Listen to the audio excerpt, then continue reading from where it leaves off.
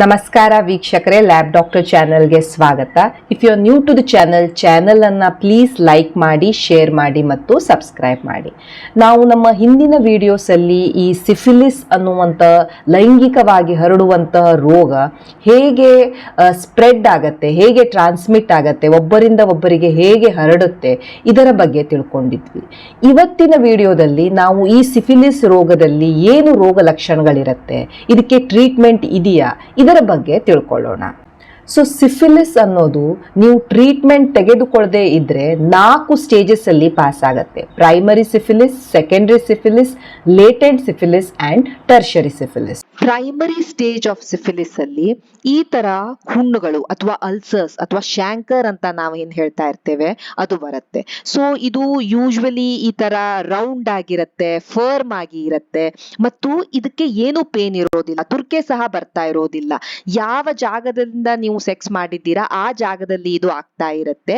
ಈ ಜಾಗದಿಂದ ಈ ಸಿಫಿಲಿಸ್ ಬ್ಯಾಕ್ಟೀರಿಯಾ ಎಂಟ್ರಿ ತಗೊಳ್ತಾ ಇರುತ್ತೆ. ಸೊ ಈ ಶಾಂಕರ್ 3 ರಿಂದ 6 ವಾರಗಳವರೆಗೆ ಉಳಿಬಹುದು. ನೀವು ಟ್ರೀಟ್ಮೆಂಟ್ ಅನ್ನ ತೆಗೆದುಕೊಳ್ಳಿ ಅಥವಾ ತೆಗೆದುಕೊಳ್ಳದೆ ಇದ್ರೂ ಸಹ ಇದು ಆನ್ ಇಟ್ಸ್ ಓನ್ ಇದು ಮಾಯುತ್ತೆ.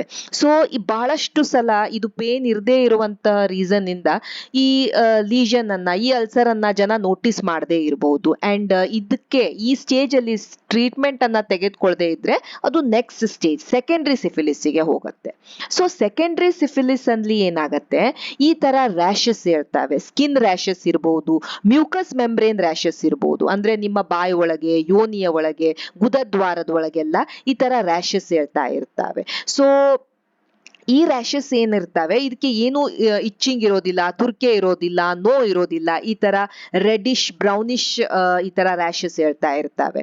ಅಂಡ್ ಅದರ ಜೊತೆ ಫೀವರ್ ಇರಬಹುದು, ನಿಮ್ಗೆ ಈ ಲಿಂಫ್ ನೋಡ್ಸ್ ಎನ್ಲಾರ್ಜ್ ಆಗ್ಬಹುದು, ಪ್ಯಾಚಿ ಹೇರ್ ಲಾಸ್ ಆಗ್ತಾ ಇರ್ಬೋದು, ಹೆಡೇಕ್ ಬರ್ತಾ ಇರ್ಬೋದು, ವೇಟ್ ಲಾಸ್ ಆಗ್ತಾ ಇರ್ಬೋದು, ಸ್ನಾಯುಗಳಲ್ಲಿ ಪೇನ್ ಆಗ್ತಾ ಇರ್ಬೋದು. ಸೊ ಇಲ್ಲೂ ಸಹ ನೀವು ನೋಡ್ಬೋದು ಈ ತರ ನಾಲಿಗೆಯಲ್ಲಿ ಅಲ್ಸರ್ಸ್ ಕಾಣಿಸ್ತಾ ಇರ್ತವೆ. ಸೊ ಈ ಸ್ಟೇಜ್ ಅಲ್ಲೂ ಸಹ ಈ ಸಿಂಪ್ಟಮ್ಸ್ ಏನು ಟ್ರೀಟ್ಮೆಂಟ್ ತೆಗೆದುಕೊಳ್ಳದೆ ಇದ್ರೂ ಆನ್ ಇಟ್ಸ್ ಓನ್ ಇದು ಹೋಗ್ಬಿಡ್ತವೆ. ಸೊ ನೀವು ಈ ಸ್ಟೇಜ್ ಅಲ್ಲಿ ಸಹ ಟ್ರೀಟ್ಮೆಂಟ್ ಅನ್ನ ತೆಗೆದುಕೊಳ್ಳದೆ ಇದ್ರೆ ಅದು ನೆಕ್ಸ್ಟ್ ಸ್ಟೇಜ್ ಗೆ ಪಾಸ್ ಆಗ್ತಾ ಇರುತ್ತೆ. ನೆಕ್ಸ್ಟ್ ಸ್ಟೇಜ್ ಅಂದ್ರೆ ಲೇಟೆಂಟ್ ಸಿಫಿಲಿಸ್. ಲೇಟೆಂಟ್ ಅಂತ ಹೇಳಿದ್ರೆ ಸುಪ್ತವಾಗಿರುವಂತ ಒಂದು ಇನ್ಫೆಕ್ಷನ್. ಸೊ ಇದನ್ನ ನಾವು ಅರ್ಲಿ ಲೇಟೆಂಟ್ ಮತ್ತು ಲೇಟ್ ಲೇಟೆಂಟ್ ಅಂತ ಕ್ಲಾಸಿಫೈ ಮಾಡ್ತಾ ಇರ್ತೇವೆ. ಈಗ ಈ ಲೇಟೆಂಟ್ ಸ್ಟೇಜ್ ಅಲ್ಲಿ ಆ ವ್ಯಕ್ತಿಗೆ ಯಾವುದು ಸಿಂಪ್ಟಮ್ಸ್, ಯಾವುದು ರೋಗ ಲಕ್ಷಣಗಳು ಇರೋದೇ ಇಲ್ಲ. ಬಟ್ ಅವರ ಟೆಸ್ಟ್ ಮಾಡಿದಾಗ ಅವರಿಗೆ VDRL ಆಗ್ಲಿ, ಈ TPH ಆಗ್ಲಿ ಪಾಸಿಟಿವ್ ಬರ್ತಾ ಇರುತ್ತೆ. ಸೊ ಇಂಥ ಕಂಡೀಷನ್ಸ್ ಅಲ್ಲಿ ನಾವೇನ್ ಮಾಡ್ತೇವೆ, ಪ್ರೀವಿಯಸ್ 1 ಇಯರ್ ಅವರಿಗೆ ಈ ತರ ಏನಾದ್ರೂ ಈ ಪ್ರೈಮರಿ ಅಥವಾ ಸೆಕೆಂಡರಿ ಸಿಫಿಲಿಸಿನ ರೋಗ ಲಕ್ಷಣಗಳು ಬರ್ತಾ ಇದ್ವು ಅಂತ ಫೈಂಡ್ ಔಟ್ ಮಾಡ್ತೇವೆ.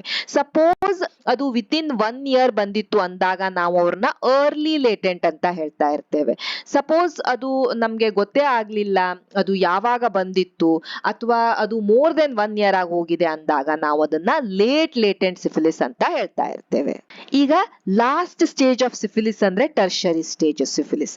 ಈ ಟರ್ಷರಿ ಸ್ಟೇಜ್ ಆಫ್ ಸಿಫಿಲಿಸ್ ಏನಾಗತ್ತೆ, ಸಪೋಸ್ ನಾವು ಸಿಫಿಲಿಸ್ ಅನ್ನ ಟ್ರೀಟ್ ಮಾಡದೇ ಇಲ್ಲ ಅಂದಾಗ ಇದು ಕಾಂಪ್ಲಿಕೇಶನ್ಸ್ ಅನ್ನ ಲೀಡ್ ಮಾಡ್ತಾ ಇರ್ಬೋದು. ಈ ಸಿಫಿಲಿಸ್ ಈ ರಕ್ತನಾಳಗಳನ್ನ ಇನ್ವಾಲ್ವ್ ಮಾಡೋದ್ರಿಂದ ಲಿವರ್ ಅಲ್ಲಿ ಇರುವಂತ ರಕ್ತನಾಳ, ಜಾಯಿಂಟ್ಸ್ ಅಲ್ಲಿ, ಮೆದುಳಿನಲ್ಲಿ, ಹಾರ್ಟ್ ಅನ್ನ, ಕಣ್ಣನ್ನ, ವೃಷಣಗಳನ್ನ ಇನ್ವಾಲ್ವ್ ಮಾಡ್ತಾ ಇರ್ಬೋದು.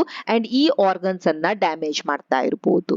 ಸೊ ನೀವು ನೋಡಿದ್ರೆ ಇಲ್ಲಿ ಇನ್ಫೆಕ್ಷನ್ ಆಗಿದೆ. ಇನ್ಫೆಕ್ಷನ್ ಆದ ಒಂದು 2 ರಿಂದ 6 ವಾರ ಅಥವಾ 1 ಮಂತಿನ ನಂತರ ಇದು ಪ್ರೈಮರಿ ಸಿಫಿಲಿಸ್ ಆಗಿ ಡೆವಲಪ್ ಆಗ್ತಾ ಇರುತ್ತೆ. ಸೊ ಪ್ರೈಮರಿ ಸಿಫಿಲಿಸ್ ಸೆಕೆಂಡರಿ ಆಗ್ಲಿಕ್ಕೆ ಆಲ್ಮೋಸ್ಟ್ 1 to 3 months ಬೇಕಾಗಬಹುದು.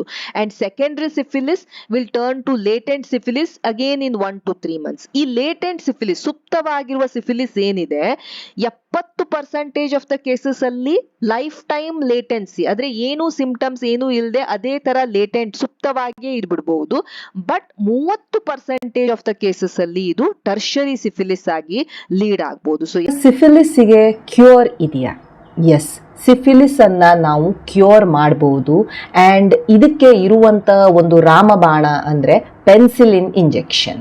ಪ್ರೈಮರಿ ಸಿಫಿಲಿಸ್, ಸೆಕೆಂಡರಿ ಸಿಫಿಲಿಸ್ ಮತ್ತು ಅರ್ಲಿ ಲೇಟೆಂಟ್ ಸಿಫಿಲಿಸ್ ಅಲ್ಲಿ ನಾವು ಸಿಂಗಲ್ ಡೋಸ್, ಒಂದೇ ಒಂದು dose of benzathine penicillin 2.4 million units ಅನ್ನ ಕೊಡ್ತಾ ಇರ್ತೇವೆ. ಅದೇ ಲೇಟೆಂಟ್ ಸಿಫಿಲಿಸ್ ಮತ್ತು ಸಿಫಿಲಿಸ್ ಆಫ್ ಅನ್ನೋನ್ ಡ್ಯೂರೇಷನ್, ಯಾವಾಗ ಈ ಸಿಫಿಲಿಸ್ ಬಂದಿದೆ ಅಂತ ನಮಗೆ ಪತ್ತೆ ಹಚ್ಚಲಿಕ್ಕೆ ಆಗದೇ ಇದ್ದಾಗ ನಾವು 3 doses ಆಫ್ ಈ ಬೆಂಜಥೀನ್ ಪೆನ್ಸಿಲಿನ್ ಅನ್ನ ಕೊಡ್ತಾ ಇರ್ತೇವೆ and weekly for 3 weeks. Suppose ಪೆನ್ಸಿಲಿನ್ಗೆ ಆ ವ್ಯಕ್ತಿ ಅಲರ್ಜಿಕ್ ಇದ್ದಾರೆ, ಆದ್ರಿಂದ ಈ ಪೆನ್ಸಿಲಿನ್ ಇಂಜೆಕ್ಷನ್ ಅನ್ನ ಕೊಡೋಕ್ಕಿಂತ ಮೊದಲು ನಿಮ್ಗೆ ಹೈಪರ್ ಸೆನ್ಸಿಟಿವಿಟಿ ಟೆಸ್ಟ್ ಮಾಡಿಕೊಂಡು ನೋಡ್ತಾರೆ. ಸಪೋಸ್ ನೀವು ಪೆನ್ಸಿಲಿನ್ಗೆ ಅಲರ್ಜಿಕ್ ಇದ್ರೆ ನೀವು ನಿಮ್ಮ ಡಾಕ್ಟರ್ ಹತ್ರ ಹೇಳಬೇಕು. ಸೊ ಈ ಹೈಪರ್ ಸೆನ್ಸಿಟಿವಿಟಿ ರಿಯಾಕ್ಷನ್ ಅಲ್ಲಿ ನಿಮ್ಗೆ ಏನಾದ್ರೂ ಅಲರ್ಜಿ ಆಗ್ಲಿಲ್ಲ ಅಂದಾಗ ಮಾತ್ರ ನಾವು ಪೆನ್ಸಿಲಿನ್ ಅನ್ನ ಕೊಡಬಹುದು. ಈ ಪೆನ್ಸಿಲಿನ್ ಇಂದ ರಿಯಾಕ್ಷನ್ ಆಯ್ತು ಅಂದ್ರೆ ಇದು ತುಂಬಾ ಲೈಫ್ ಥ್ರೆಟ್ನಿಂಗ್ ಇರುತ್ತೆ, ನಿಮ್ಮ ಜೀವಕ್ಕೆ ಅಪಾಯ ಆಗ್ಬಹುದು. ಸೊ ಆದ್ರಿಂದ ಈ ಪೆನ್ಸಿಲಿನ್ಗೆ ಆಗುವಂತ ಅಲರ್ಜಿಯನ್ನ ಚೆಕ್ ಮಾಡೋದು ಬಹಳ ಇಂಪಾರ್ಟೆಂಟ್ ಇರುತ್ತೆ. ಸೊ ನಾವು ಒಂದು ಸ್ಮಾಲ್ ಡೋಸ್ ಆಫ್ ಪೆನ್ಸಿಲಿನ್ ಅನ್ನ ಕೊಡ್ತಾರೆ, ಅದಾದ್ಮೇಲೆ ನಿಮ್ಗೆ ಏನೂ ರಿಯಾಕ್ಷನ್ ಆಗ್ಲಿಲ್ಲ ಅಂದ್ರೆ ಮಾತ್ರ ಈ ಮುಂದಿನ ಪೆನ್ಸಿಲಿನ್ ಇಂಜೆಕ್ಷನ್ಸ್ ಅನ್ನ ಕೊಡಬಹುದು. ಸಪೋಸ್ ಆ ವ್ಯಕ್ತಿಗೆ ಅಲರ್ಜಿ ಆಯ್ತು ಅಂದಾಗ ಪೆನ್ಸಿಲಿನ್ ಬದಲು ನಾವು ಡಾಕ್ಸಿಸೈಕ್ಲಿನ್ ಅನ್ನುವಂತಹ ಒಂದು ಮೆಡಿಸಿನ್ ಟ್ಯಾಬ್ಲೆಟ್ ಅನ್ನ ಕೊಡ್ತಾ ಇರ್ತೇವೆ. 100 mg 2 ಸಲ, ಬೆಳಿಗ್ಗೆ ಒಂದ್ಸಲ ರಾತ್ರಿ ಒಂದ್ಸಲ ಫಾರ್ 14 days. ಸಪೋಸ್ ಆ ವ್ಯಕ್ತಿಗೆ ನ್ಯೂರೋಸಿಫಿಲಿಸ್ ಆಗಿದೆ, ಅವರ ಮೆದುಳು ಎಲ್ಲ ಇನ್ವಾಲ್ವ್ ಆದಾಗ ನಾವು ಎಕ್ವಿಯಸ್ ಪೆನ್ಸಿಲಿನ್ ಜಿ ಅನ್ನ ಕೊಡಬೇಕಾಗತ್ತೆ. ಅದು ಇಂಟ್ರಾವೇನಸ್ಲಿ ನಿಮ್ಮ ರಕ್ತನಾಳಗಳಲ್ಲಿ ಕೊಡಬೇಕಾಗತ್ತೆ ಫಾರ್ 10 to 14 days. ಸಪೋಸ್ ನಿಮ್ಗೆ ಈ ಪ್ರೈಮರಿ ಸಿಫಿಲಿಸ್ ಅಥವಾ ಸೆಕೆಂಡರಿ ಸಿಫಿಲಿಸ್ ಆಗಿದೆ, ನೀವು ಇಂಜೆಕ್ಷನ್ ಅನ್ನ ತೆಗೆದುಕೊಂಡ್ರಿ, ನಿಮ್ಮ ಡಾಕ್ಟರ್ ನಿಮ್ಗೆ 6 ತಿಂಗಳ ನಂತರ ಮತ್ತೆ ಫಾಲೋ ಅಪ್ಗೆ ಕರೀತಾರೆ. ಸೊ ಫಾಲೋ ಅಪ್ಗೆ ಬಂದಾಗ ನಿಮ್ಮನ್ನ ಎಕ್ಸಾಮಿನ್ ಮಾಡ್ತಾರೆ, ನಿಮ್ಮ ಟೆಸ್ಟ್ ಅನ್ನ ರಿಪೀಟ್ ಮಾಡ್ಬೋದು, ನಿಮ್ಮ ಟೈಟರ್ಸ್ ಮೊದ್ಲಿನ್ಕಿಂತ ಈಗ ಕಡಿಮೆ ಆಗಿದೆಯಾ ನೋಡ್ಬೋದು. ಅದು ಕಡಿಮೆ ಆಗಿದೆ ಅಂತ ಹೇಳಿದಾಗ ಅರೌಂಡ್ 4 fold ಕಡಿಮೆ ಆಗಿದೆ, ಮೊದಲು 1:400 ಇದ್ದಿದ್ದು ಈಗ 1:100 ಬರ್ತಾ ಇದೆ. ಅಂತ ಕಂಡೀಷನ್ಸ್ ಅಲ್ಲೆಲ್ಲ ಡಾಕ್ಟರ್ ನಿಮ್ಗೆ ಏನು ಕೊಡೋದಿಲ್ಲ, 6 months ಲೇಟರ್ ಮತ್ತೆ ಫಾಲೋ ಅಪ್ಗೆ ಹೇಳ್ತಾ ಇರ್ತಾರೆ. ಸಪೋಸ್ ನೀವು 6 months ನಂತರ ಬಂದ್ರಿ ಅಂಡ್ ನಿಮ್ಮ ರೋಗ ಲಕ್ಷಣಗಳು ಕಡಿಮೆ ಆಗಲಿಲ್ಲ ಅಂಡ್ ನಿಮ್ಗೆ ಮಾಡಿಸಿದಂತಹ ಈ ಟೆಸ್ಟ್ಗಳು ಹಾಗೇ ಇದಾವೆ, ಆ ಟೈಟರ್ 1:400 ಇದ್ದಿದ್ದು ಈಗ 1:400 ಇದೆ ಅಥವಾ 1:300 ಇದೆ, ಅಂತ ಕಂಡೀಷನ್ಸ್ ಅಲ್ಲೆಲ್ಲ ನಿಮ್ಮ ಡಾಕ್ಟರ್ ನಿಮ್ಗೆ HIV ಟೆಸ್ಟ್ ಅನ್ನ ಮಾಡಿಸ್ಬೋದು ಅಂಡ್ ಆಲ್ಸೋ ನಿಮ್ಮ ಬೆನ್ನು ಉರಿಯಿಂದ ನೀರನ್ನ ತೆಗಿಬಹುದು, CSF ಎಕ್ಸಾಮಿನೇಷನ್ ಮಾಡಿಸ್ಬೋದು, ಅದರಲ್ಲಿ ಏನಾದ್ರೂ ಸಿಫಿಲಿಸ್ ಇನ್ವಾಲ್ವ್ಮೆಂಟ್ ಇದೆಯೋ ಅಂತ ನೋಡ್ಲಿಕ್ಕೆ. ಸಪೋಸ್ ನಿಮ್ಮ CSF ಕ್ಲಿಯರ್ ಇದೆ, ಅಲ್ಲಿ ಸಿಫಿಲಿಸಿನ ಯಾವುದೇ ಲಕ್ಷಣಗಳು ಇರದೇ ಇದ್ದಾಗ ಡಾಕ್ಟರ್ಸ್ ನಿಮ್ಗೆ again 2.4 million unit of benzathine penicillin ಅನ್ನ ಕೊಡ್ತಾರೆ every weekly for 3 weeks and ಮತ್ತೆ 6 months ನಂತರ ಫಾಲೋ ಅಪ್ ಮಾಡ್ಲಿಕ್ಕೆ ಹೇಳ್ತಾರೆ. ಅಂಡ್ ಸಪೋಸ್ ನಿಮ್ಮ CSF ಅಲ್ಲಿ ಅವರಿಗೆ ಈ ಬ್ರೈನ್ ಇನ್ವಾಲ್ವ್ಮೆಂಟ್ ಆಗಿದೆ ಅಂತ ಅನ್ಸಿದ್ರೆ ಮತ್ತೆ ಅದನ್ನ ನಾವು ನ್ಯೂರೋಸಿಫಿಲಿಸ್ ಹಾಗೆ ಟ್ರೀಟ್ ಮಾಡ್ಬೇಕಾಗತ್ತೆ. ಯಾರು ಈ ಸಿಫಿಲಿಸ್ಗೆ ಟ್ರೀಟ್ಮೆಂಟ್ ಅನ್ನ ತೆಗೆದುಕೊಳ್ತಾ ಇದ್ದಾರೆ ಅವರು ತಮ್ಮ ಈ ಹುಣ್ಣುಗಳು ಮಾಯುವ ತನಕ ಬೇರೆ ಹೊಸ ಸೆಕ್ಷುವಲ್ ಪಾರ್ಟ್ನರ್ ಜೊತೆ ಸಂಬಂಧ ಮಾಡೋದನ್ನ ನಿಲ್ಲಿಸಬೇಕು. ಇನ್ ಕೇಸ್ ಅವರು ಸಂಬಂಧ ಮಾಡ್ತಾ ಇದ್ದಾರೆ ಅಂದಾಗ ಅವರ ಸೆಕ್ಷುವಲ್ ಪಾರ್ಟ್ನರಿಗೆ ಅವರು ಹೇಳ್ಬೇಕಾಗತ್ತೆ, ನಾನು ಈ ತರ ಸಿಫಿಲಿಸ್ ಟ್ರೀಟ್ಮೆಂಟ್ ಅನ್ನ ತೆಗೆದುಕೊಳ್ತಾ ಇದ್ದೇನೆ ಅಂತ. ಬೇಕಿದ್ರೆ ನಾವು ಅವರ ಪಾರ್ಟ್ನರ್ ಅನ್ನ ಸಹ ಟೆಸ್ಟ್ ಮಾಡಬೇಕಾಗತ್ತೆ ಅಂಡ್ ಅವರು ಪಾಸಿಟಿವ್ ಇದ್ರೆ ಅವರಿಗೂ ಸಹ ಟ್ರೀಟ್ಮೆಂಟ್ ಅನ್ನ ಕೊಡಬೇಕಾಗತ್ತೆ. ಸೊ ನೆನ್ಪಿಟ್ಕೊಳ್ಳಿ, ಸಿಫಿಲಿಸ್ ಒಂದು ಲೈಂಗಿಕವಾಗಿ ಹರಡುವಂತಹ ರೋಗ. But the good news is ಸಿಫಿಲಿಸ್ಗೆ ಟ್ರೀಟ್ಮೆಂಟ್ ಇದೆ.